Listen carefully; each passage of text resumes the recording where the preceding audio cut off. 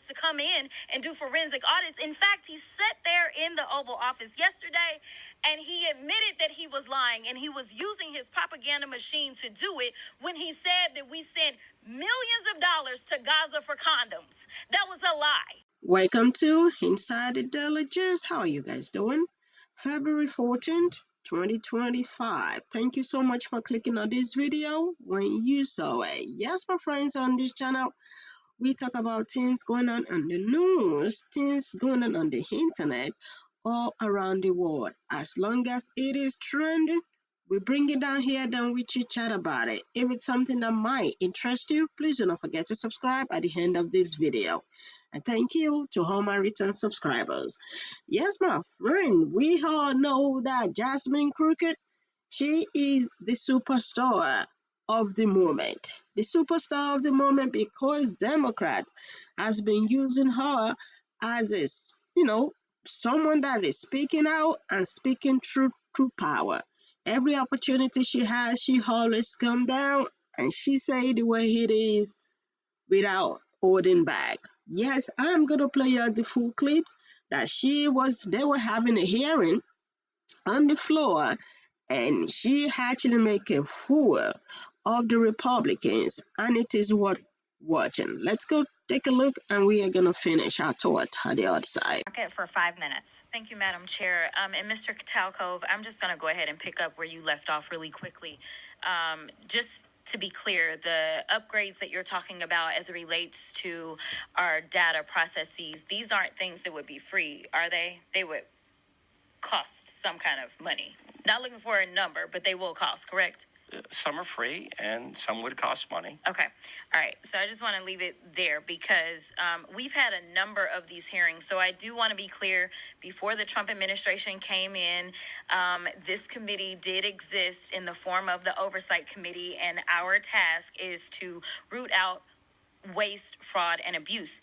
In that vein, we had a number of hearings, at least last term. I can't speak for any other term as I'm only in my sophomore term. And we dealt with improper payments.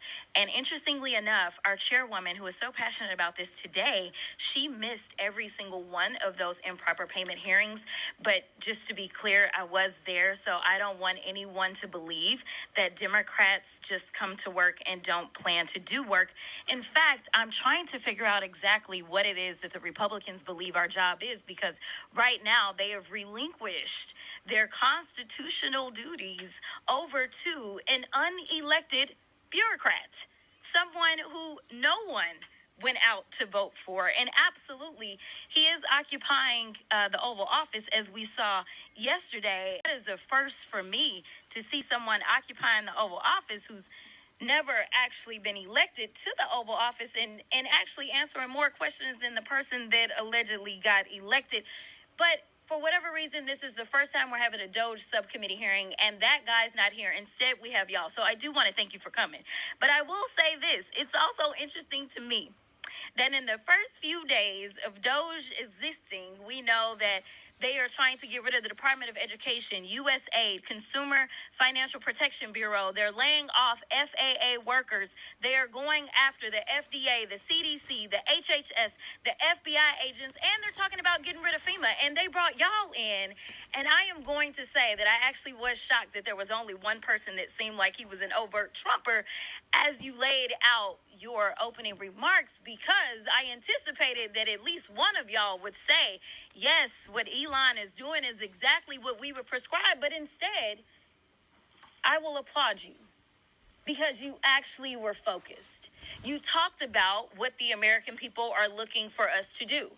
We've actually consistently on this side of the aisle promoted this idea of making investments into technology so that we can do things such as, say, look at the Department of Defense. The Department of Defense that takes up approximately 50% of our discretionary income.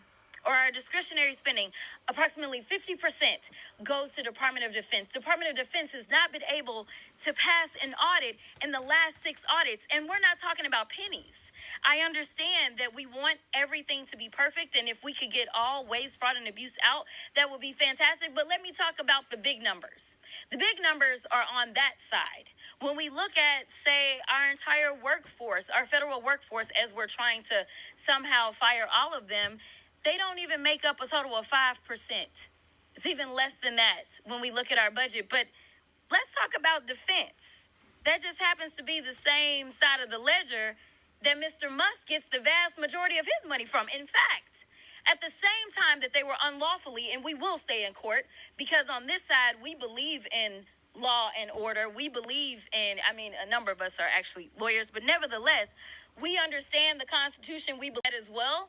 And so there's things such as, impoundment, right? Because as Mr. Whitson said, he said, we need to return the power of the purse to Congress. It never left.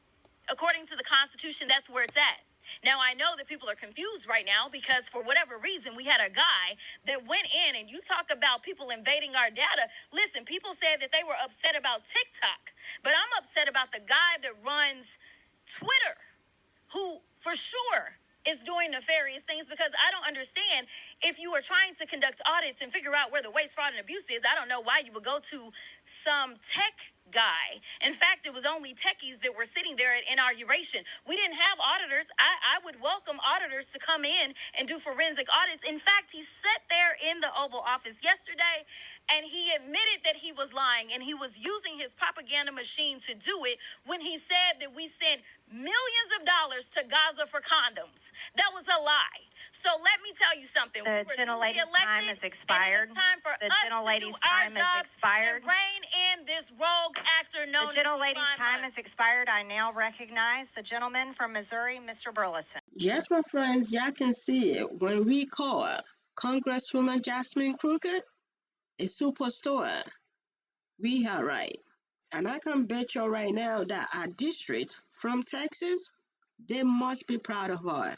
The way she's representing them, the way she's fighting for them, and the way she is actually fighting for the Americans. And she is getting the love from both Republicans and Democrats.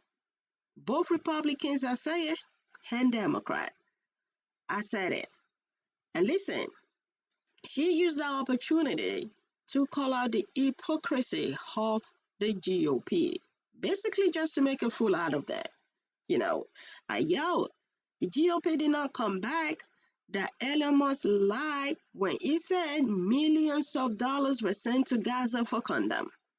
You know what I mean? Imagine if that was Democrat. Just imagine if that was Democrat. So she was calling out the hypocrisy on the GOP.